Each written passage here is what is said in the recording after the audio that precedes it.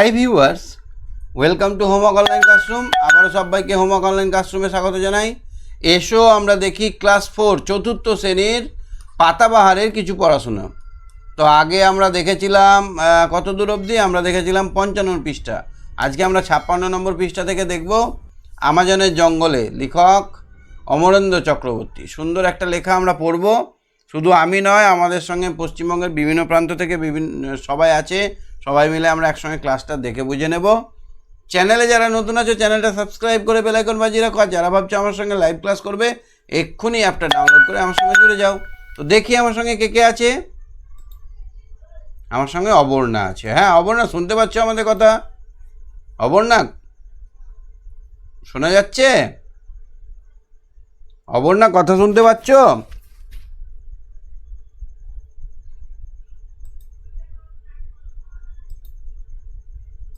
অবর্ণা শুনতে পাচ্ছ তো? হাত তোলো।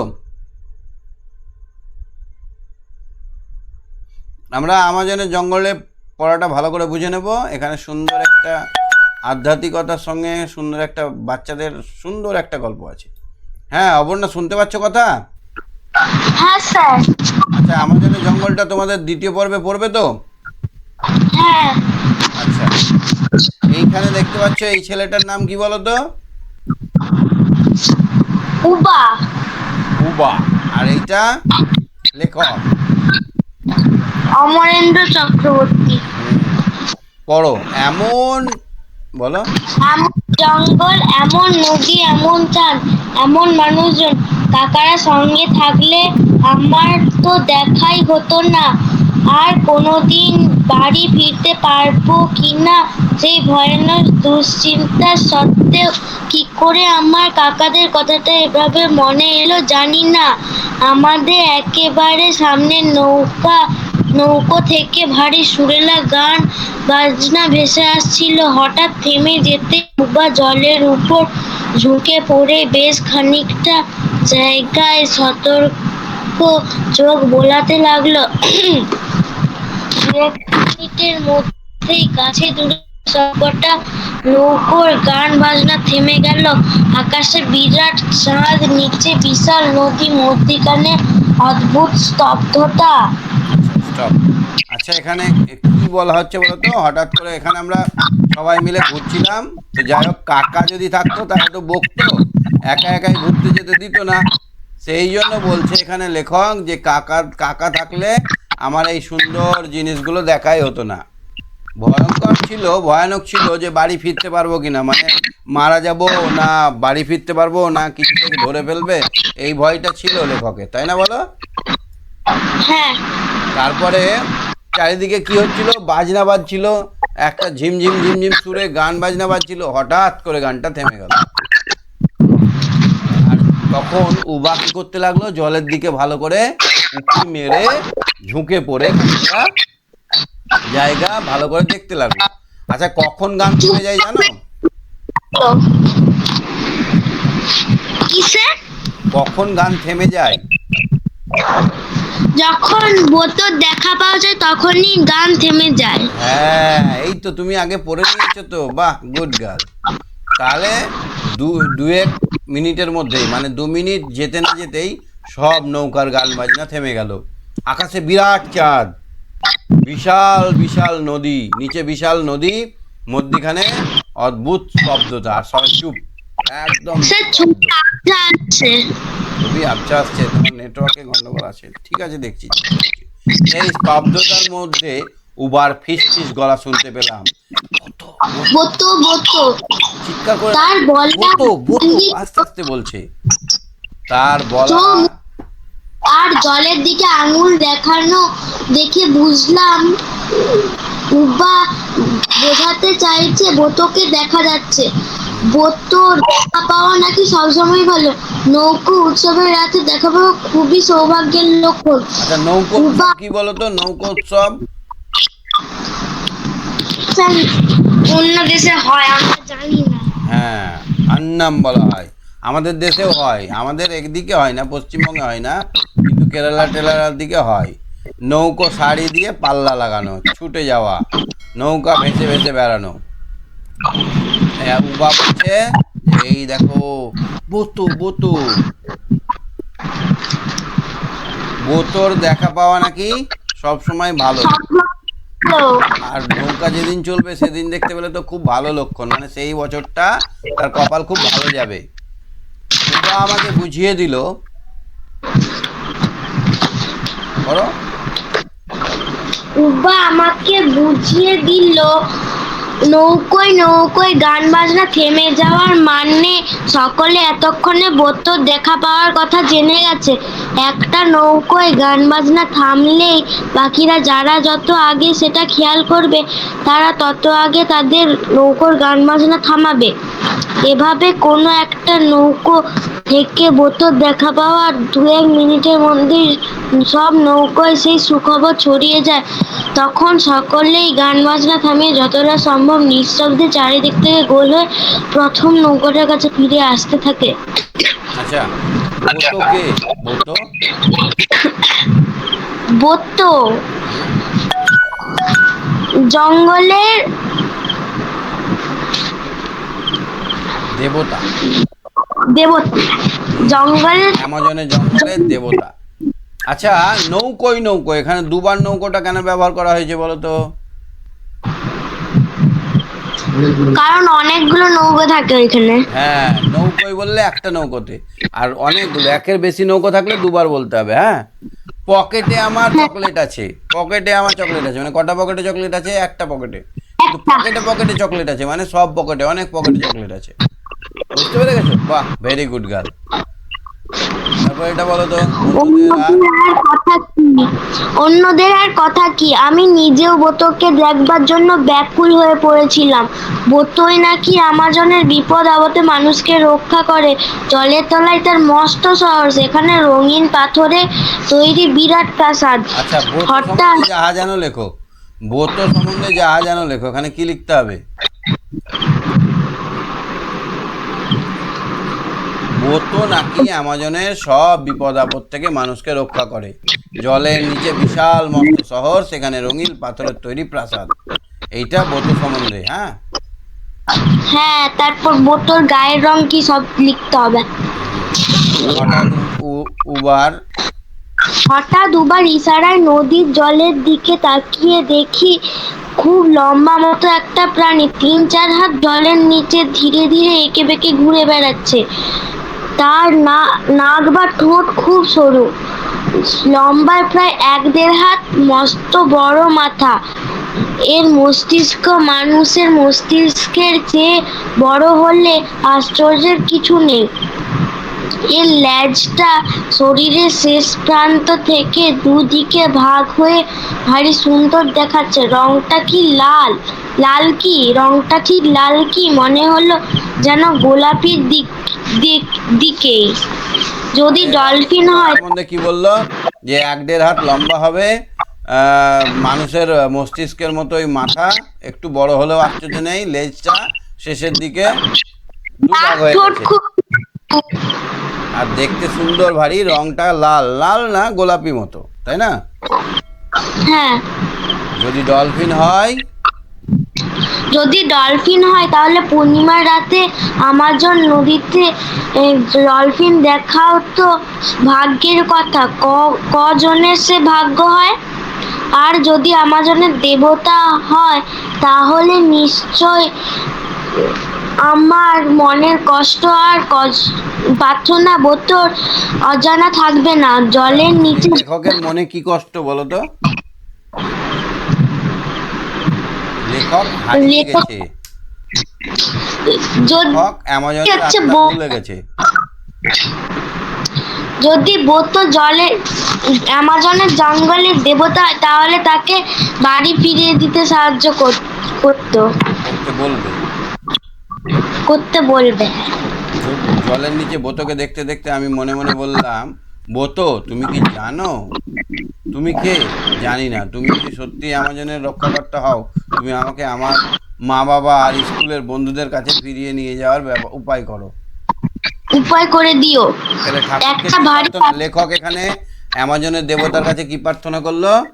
যে তুমি যদি দেবতাই হও তাহলে তুমি যাই করো করো, আমাকে আমার বাবা মা আর স্কুলের বন্ধুদের কাছে ফিরিয়ে ফিরিয়ে দেওয়ার দাও। ব্যবস্থা করো, উপায় করো। তারপরে পড়ো। একটা ভারী আশ্চর্য ব্যাপার, চারিদিক থেকে অতগুলো নৌকো একেবারে কাছে এসে ঘিরে ঘিরে ধরেছে, তবু ওটার কোনো রাগ ভয় বা বিরক্তি নেই। সে আপন মনে আনন্দে মশগুল হয়ে খুব ধীরে ধীরে জলে মাত্র 3-4 হাত নিচে ঘুরে বেড়াচ্ছে, কখনো কখনো জলের উপরেও উঠে আসছে। সবসময় আনন্দে বিভোর, মনে হয় সে যেন তার মনের ভিতরে সুরে তালে ছন্দে লয়ে নেচে বেড়াচ্ছে।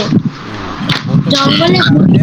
কত ফুট নিচে নাচছে? 2-3 হাত মানে অল্প, গভীরতা বেশি নয়, অল্প জলের তলায় বলতো নেচে নেচে বেড়াচ্ছে মনে হচ্ছে সুরে তালে। তারপরে পড়ো। জঙ্গল জঙ্গলে ঘুরতে ঘুরতে উবা এক একদিন হঠাৎই হাঁটু গেড়ে মাটিতে বসে পড়ে, তারপর আমাকেও বসতে বলে। তারপর তার গভীর চোখ দুটি আমার দু চোখের ওপর মেলে রেখে অনেকক্ষণ ধরে কি দেখে সেই জানে।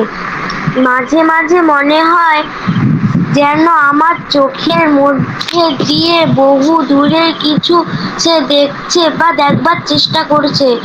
বেশ কিছুদিন এরকম হওয়ার পর একদিন সকালে উবা এইভাবে হাঁটু গেড়ে বসে আমার চোখে চোখ রেখে মাটির ওপর তার কাঠকুটো ছবি তৈরি করতে লাগলো। কাঠকুটো মানে ছবি কি বলতো? দেখে কাঠিকুটো দিয়ে, কাঠি দিয়ে ছবি।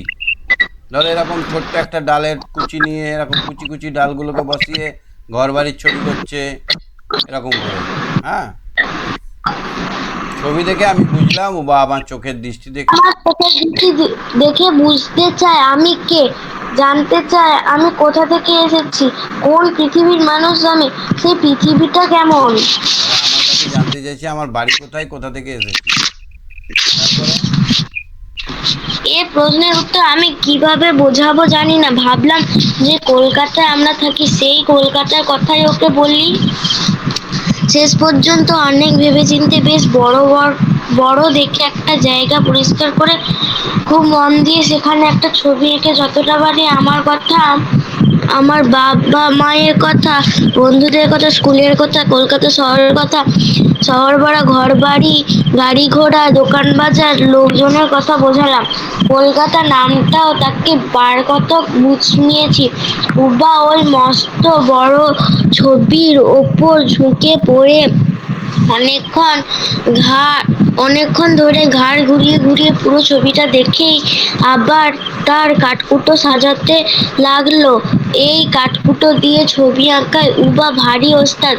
এক পলক চোখ বুলিয়েই তার বলবার কথাটা আমি বুঝে নিলাম।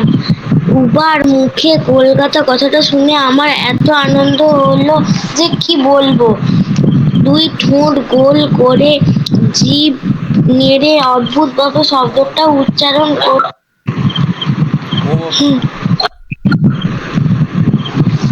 উচ্চারণ করে আর ছবি দেখিয়ে বলল, কলকাতায় জঙ্গল নেই, পাখি নেই, প্রজাপতি নেই, বড় বড় নদ নদী নেই, তুমি সেখানে থাকো কি করে? ও তো শুধু বালির দেশ অর্থাৎ মরুভূমি। কলকাতা কলকাতায় থাকতে কই একথা তো কখনো মনে হয়নি। এখন আমাজনের জঙ্গলে বসে উবার মুখে শুনে মনে হলো সত্যিই তো কলকাতায় ঘন সবুজ বন জঙ্গল, পাখি, প্রজাপতি এসব তো দেখা যায় না। ভ্যান রিক্সায় অনেকটা টিনের বড় বাক্সের মতো দেখতে, চারিদিক বন্ধ, গাড়িতে ছোট ছোট ছেলেমেয়েরা গাদাগাদি করে বসে স্কুলে যাচ্ছে। সেই ছবিটা দেখে উবা আমার দিকে তাকালো। এই ছবিটার মানে একেবারে বুঝতে পারিনি। টিনের দেয়ালে ছোট ছোট ফাঁক দিয়ে কেউ কেউ তার কচি মুখ তুলে বাইরেটা দেখতে দেখতে চলেছে। উবা সেই মুখে উপর অনেকটা ঝুঁকে রইল, তারপর মুখ তুলে আমার কাছে এই ছবিটার মানে জানতে চাইলো। আমাজনের জঙ্গলে স্কুল কি করে বোঝাবো? আরো কয়েকটি ছবি এঁকে যতটা সম্ভব স্কুলের বিষয়ে বললাম। উবা বেশ খানিকক্ষণ আমার চোখে চোখ রেখে চুপ করে বসে বসে ভাবলো। তারপর তার কাঠকুটো ছবি দিয়ে বলল, জঙ্গলের গাছপালা, ফুল ফল, কীটপতঙ্গের সঙ্গে না থেকে, গ্রীষ্ম বর্ষা শীত বসন্ত না দেখে কলকাতায় বসে তুমি কি করে এই জগৎটাকে জানবে? এরপরে উবা হঠাৎ আমার একটা হাত নিজে দু হাতে নিয়ে আমার দু চোখে তার সেই গভীর দু চোখের দৃষ্টি রেখে মুখে কোনো শব্দ উচ্চারণ না করে বলল, তুমি আর ওই দেশে ফিরে যেও না। তাহলে উবা আর লেখকের খুব সুন্দর একটা ভাব জমে উঠেছে। উবার লেখক কি করে কথা বোঝায়, মনের কথা কি করে বোঝায়, না ছবি এঁকে কি করে, কারণ উবা তো কথা বলতে পারে না, তাই না বলো? তো পুরোটাই মুখস্থ। হুম? কি স্যার? উবা তো কথা বলতে পারে না, উবার কথা তো লেখিকা বুঝতে পারে না, তাই না বলো? ওই জন্য ছবি এঁকে এঁকে বোঝাতে হয়, হুম। ঠিক না? হ্যাঁ। আচ্ছা, টিনের দেওয়ালে ছোট ছোট জানলার ফাঁক দিয়ে কারা চোখ উকি মেরে দেখে? ছেলে মেয়েরা। কলকাতার বাসের ছেলেমেয়েরা। শেষে উবা লেখিকাকে কি বললো, লেখককে কি বললো? শেষে উবা লেখককে বলল যে তুমি আর ও দেশে ফিরে যেও না। আচ্ছা, বালির শহর বলেছিল কেন? শুধু বালির দেশ কেন বলেছিল? কারণ উবা জানতো যে মরুভূমিতে কিছু থাকে না, শুধু কি থাকে, বালি। নদী নালা, তারপরে পাহাড় পর্বত, এগুলো থাকে না, জঙ্গল এগুলো থাকে না, থাকে না। তো ওই জন্য কলকাতাকে বলেছে বালির দেশ, মানে মরুভূমি। বালির দেশ কথার অর্থ মরুভূমি। বালির দেশ মানে কি বোঝাতে চেয়েছে উবা? মরুভূমি। বুঝতে পারছো? হ্যাঁ স্যার। সুরলা মানে কি গো? সুরলা বা সুরেলা? সুরেলা, সুর করে। হ্যাঁ, সুর করে বা মানে ছন্দে ছন্দে। আচ্ছা, সুরেলা কথাটা কোথায় আছে বলো তো? সুরেলা কথা। সুরেলা বাজনা বাজনা। হ্যাঁ। ঠিক আছে, তুমি সঙ্গে থাকো, আমি কোশ্চেন ধরছি, তখন আবার ধরছি। হ্যাঁ হুম। হ্যাঁ, রোজ রোজ রোজ যা, রোজ বুঝতে পারছো আমার কথা? রোজ, হ্যাঁ স্যার। চলো আমরা কোশ্চেনগুলো করি। হুম। এখানে অমরেন্দ্র চক্রবর্তীর জন্ম হচ্ছে 1941 সালে। কবি বিভিন্ন জায়গায় ঘোরাঘুরি করে বিভিন্ন রকমের তথ্যচিত্র, ছবি এইসব করেছে। পর্যটক, কবিতা, তারপরে পত্রিকায় সম্পাদনা করেছে, বিভিন্ন রকমের টেলিভিশনে কাজ করেছে। লেখার মধ্যে উল্লেখযোগ্য সাদা ঘোড়ার বানানটা লক্ষ্য করবে, তালবে সয়াকার দয়াকার। আমাজনের জঙ্গলে, যেটা কবিতাটা, যে গল্পটা নেওয়া হয়েছে, এটা আমাজনের জঙ্গলের একটা অংশ। হিরু ডাকাত, গৌর যাযাবর, টিয়াগ্রামে ফিঙে, এইসব গল্পের বই। তো চলো 3 নম্বর একটা বলো। লেখক গল্পটিতে যে জায়গায় উল্লেখ করেছেন সেটি হলো আমাজন। আমাজনের শুধু ঘন বন আর বন, একটা বড় নদী, অনেক চওড়া বড় নদী, আর ওখানে অ্যানাকোন্ডা থাকে, ওখানে সমস্ত ভয়ঙ্কর প্রাণী এবং উদ্ভিদরা থাকে। জানো তো, উদ্ভিদরা মানুষ খেয়ে নিতে পারে। হ্যাঁ। শুনেছো গল্প? না। লতানে একটা গাছ গুপ্তি হয়ে পড়ে আছে, যখন মানুষ গেল তখন সটাম করে ওকে জড়িয়ে নিয়ে পেঁচিয়ে একদম চুষে রক্ত খেয়ে নিল। আস্তে আস্তে আস্তে মানুষটা মরে গেল, ওর পচে গেল, ওর থেকে যে প্রোটিন, রস, যেগুলো আঠালো জিনিস বেরোলো, সব গাছের গোড়াতে গেল, গাছটা অনেক সতেজ হয়ে গেল। এইভাবে মানুষ খায়। আবার কলসপত্রী গাছ দেখেছো?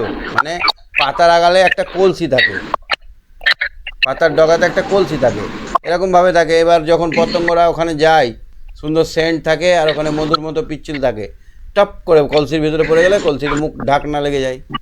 কলসপত্রী উদ্ভিদ, এরা মানুষ খায়। এখানে অদ্ভুত অদ্ভুতের উদ্ভিদ প্রাণী ওখানে আছে। অ্যামাজন একটা বিরাট বড় ঘন অরণ্য জায়গা। আমাদের একেবারে পিছনে সামনে পাশে নৌকায় থেকে ভারী সুরেলা বাজনা বেজে আসছিল। কোনটা হবে এটা? সামনের এখানে হবে সামনে, ঠিক। তারপরে পড়ো।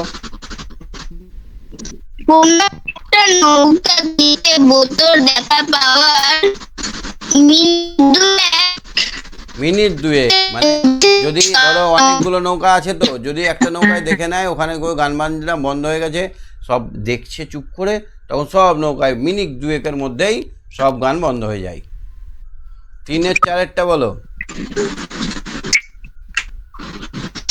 উবা বোতল তবু আবার চোখের দৃষ্টি থেকে বুঝছে উবা। এখানে উবা, উবাটা কে বলো তো? উবা হলো আমাজনের জঙ্গলে একটা আদিবাসী ছেলে, একটা আদিবাসী ছেলে। তারপরে দেখো তো 3-এর 5-এরটা।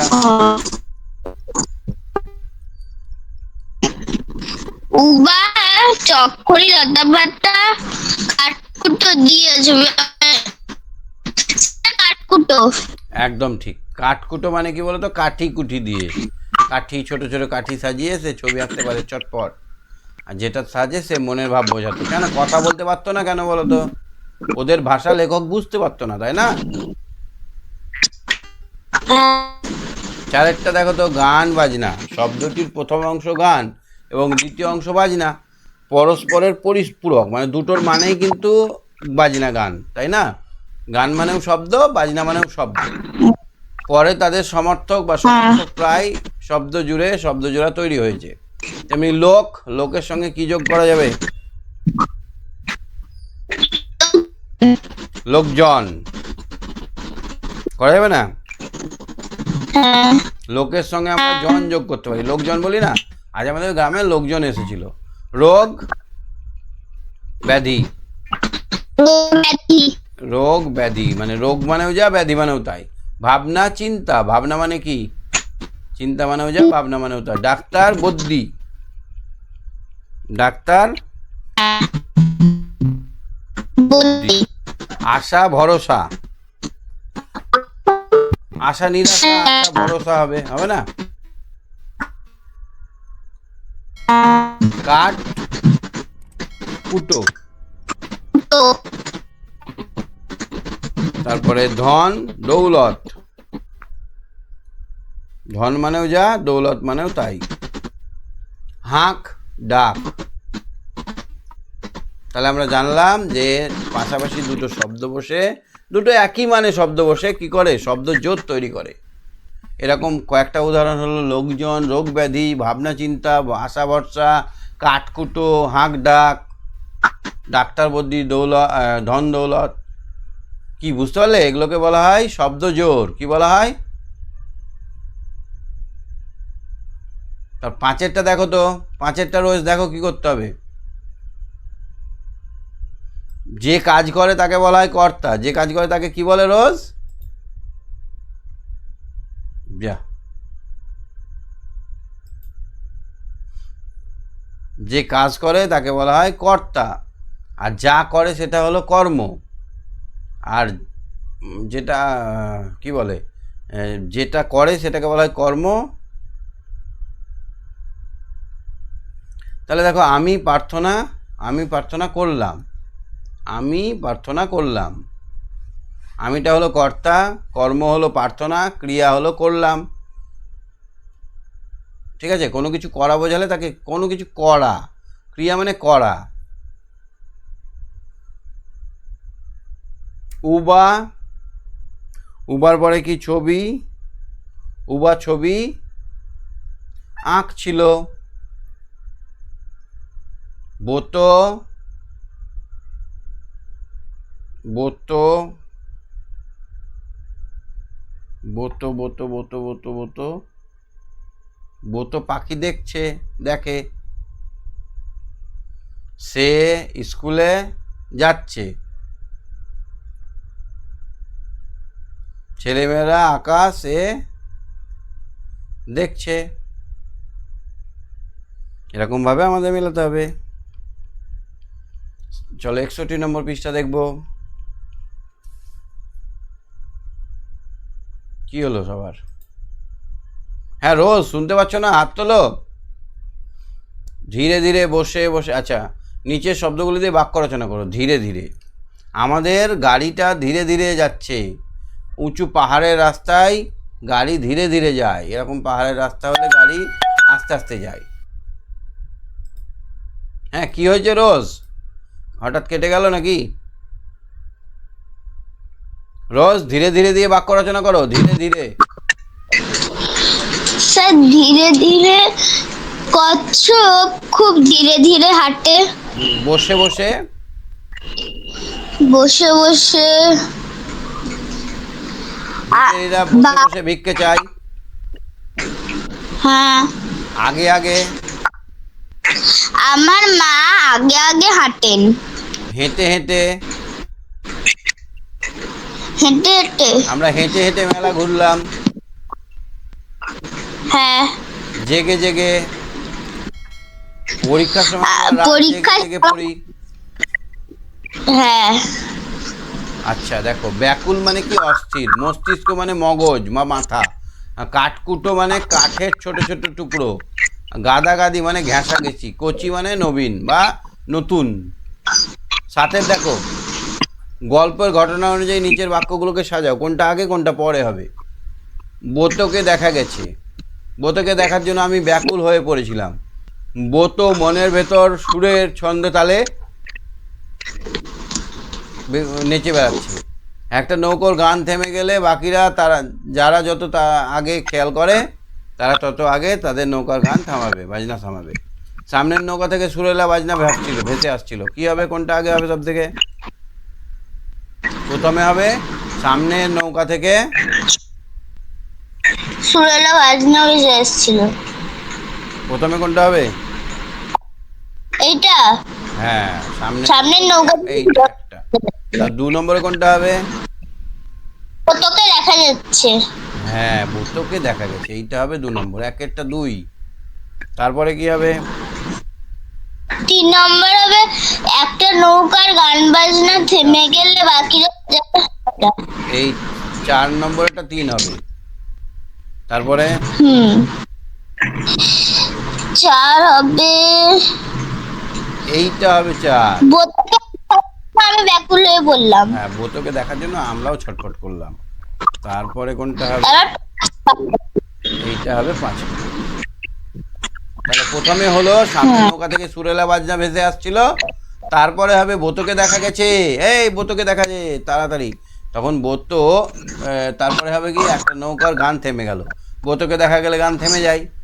গান থেমে গেল, এটা হবে। তারপরে হবে তোমার বোতোকে দেখার জন্য আমিও কই কই কই বোতো কই, আমরাও ব্যাকুল হয়ে গেলাম। 5 নম্বরে হবে বোতোর মনের ভিতর সুরে ছন্দে তালে নেচে বেড়াচ্ছে। হয়ে গেল। চলো 8এরটা দেখো। লেখক কোথায় হারিয়ে গিয়েছিল? লেখক আমাজনের জঙ্গলে হারিয়ে গিয়েছিলেন। আমাজনের জঙ্গলে। হ্যাঁ, আমাজনের জঙ্গলে। তুমি যদি একটা জঙ্গলে হারিয়ে যাও কীরকম হবে জানো? নিঃশ্বাস পড়বে না। কতক্ষণে বাড়ির লোকেদেরকে দেখবো এরকম মনে হবে। তুমি কোনোদিন হারিয়ে গেছো? না। হারালে খুব কষ্ট হয়, মানে নিঃশ্বাস পড়ে না এরকম মনে হয়। মানে সব অচেনা অচেনা মনে হচ্ছে, চারিদিক থেকে আমাকে চিপে ধরছে এরকম মনে হবে। তারপরে দেখো তো, লেখক কাকে বন্ধু হিসেবে পেয়েছিল? লেখক উবাকে বন্ধু হিসেবে পেয়েছিল। আচ্ছা, জলের দেবতা। আচ্ছা, এই গল্পটা পড়ে তোমার পুরো গল্পটা পড়তে ইচ্ছে করছে না? মনে হচ্ছে লেখক হারালো, উবার সঙ্গে কি করে পরিচিতি হলো, শেষে লেখক বাড়ি ফিরেছিল কিনা মনে হচ্ছে না পড়তে? হ্যাঁ, কিন্তু গল্প তো নেই আর। গল্প নেই, তাহলে কি করে হবে? আমাজনের জঙ্গলে গল্পটা লাইব্রেরি থেকে নিতে হবে। তোমাদের স্কুলে লাইব্রেরি আছে? না। তাহলে গ্রামে লাইব্রেরি আছে? হ্যাঁ স্যার হ্যাঁ স্যার আছে মনে হয়, কারণ লাইব্রেরির উপরে লেখা আছে লাইব্রেরি বলে তালা দেওয়া আছে। স্যারদেরকে বলতে হবে, স্যার আমাজনের জঙ্গলের গল্পের বইটা দিন, আমরা পড়ি। ঠিক আছে, তারপর দেখো তো জলের জলের দেবতা বলে কাকে? জলের দেবতা বতকে। বোতকে, বৌকার তৌকার, বোতকে। উবা কোন শহরের বালির দেশ বলে বুঝিয়েছিল? কোন শহরকে? কলকাতা শহরকে। চিন্তা করো, কলিকাতাকে বালির দেশ বলে। কলকাতা শহরকে। হ্যাঁ, বালির দেশ কথার অর্থ কি?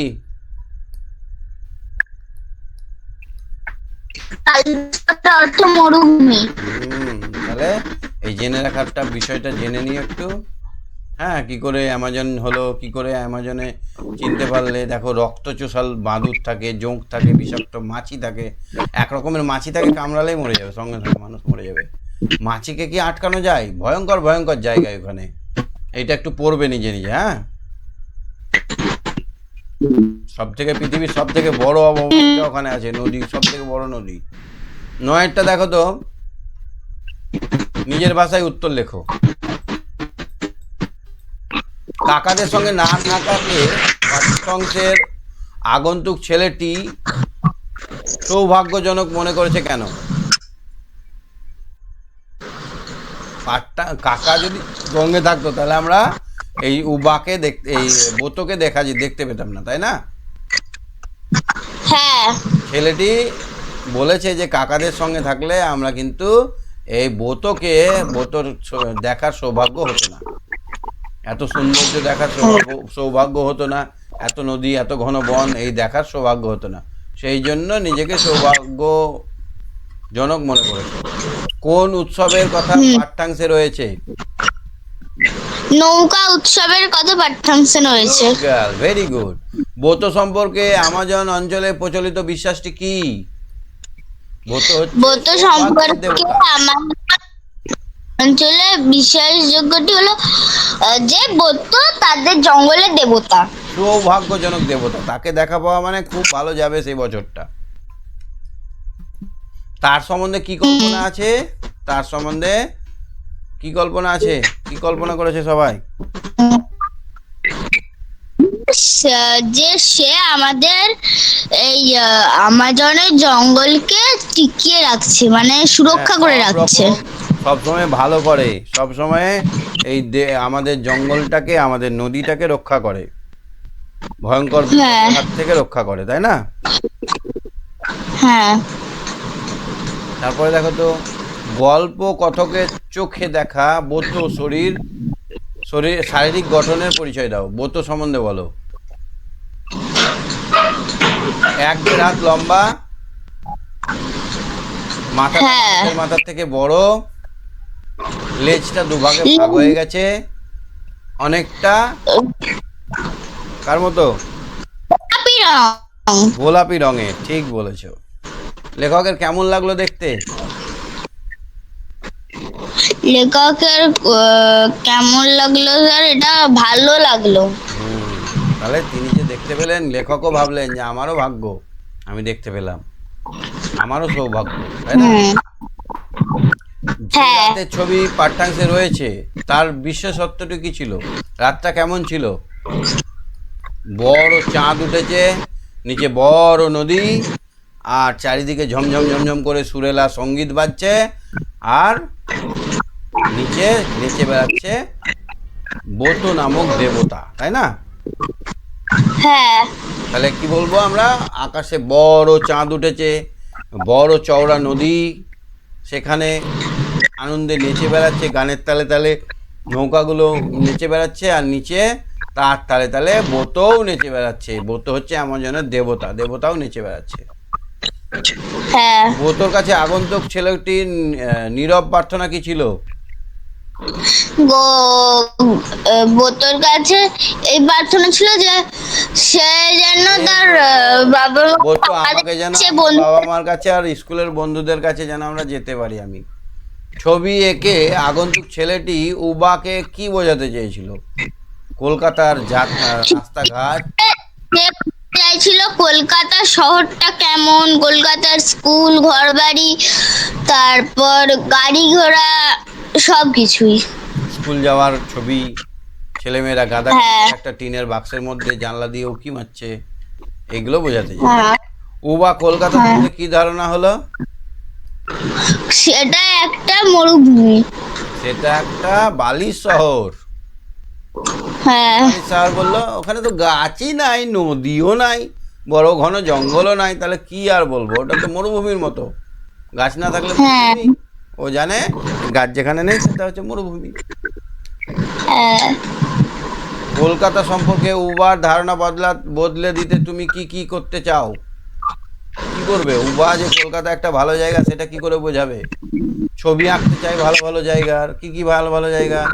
সেখানে চিড়িয়াখানার ছবি আঁকতে চাই, সেখানে মিউজিয়ামের ছবি আঁকতে হবে, বড় বড় নাগরদোলার ছবি আঁকতে হবে, বিড়লা প্ল্যানেটোরিয়ামের ছবি আঁকতে হবে, ট্রেনের ছবি আঁকতে হবে, তাকে যেন আনন্দ লাগে। তেমনি গঙ্গা নদীর ছবি আঁকতে হবে, হাওড়া ব্রিজের ছবি আঁকতে হবে, তাহলে উবা দেখে বলবে ওয়াও আমিও যাব, তাই না?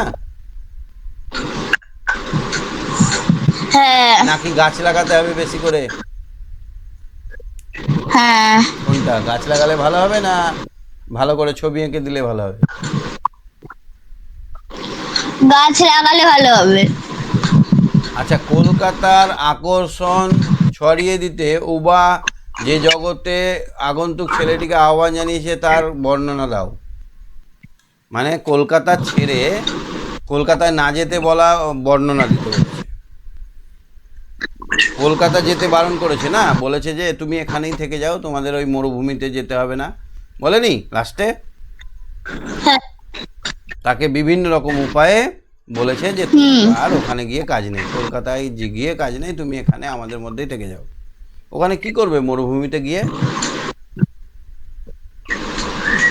হ্যাঁ।